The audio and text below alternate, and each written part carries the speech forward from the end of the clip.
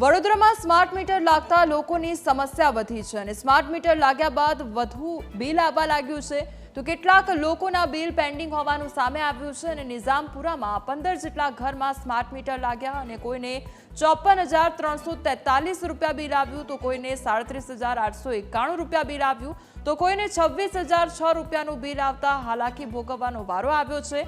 વધારે બિલ આવતા લોકોમાં ભારે રોષ વ્યાપ્યો છે।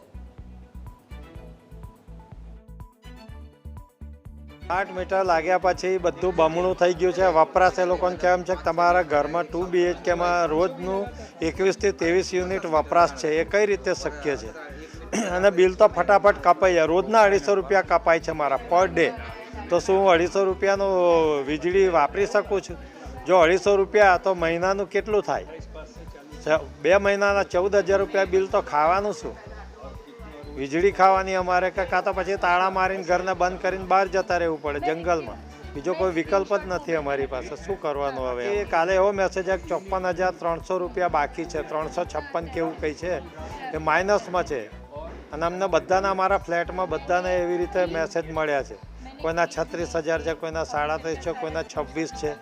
જો આવી રીતે માઇનસમાં બતાવતા તો પછી કાપતા બી તમે એ રીતે જ હશે ને ગણિત વગરનું।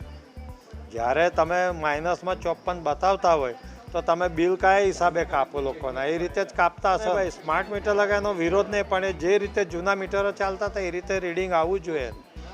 રાત દિવસ વાપરતા એટલી તો ખબર પડે ને માણસ।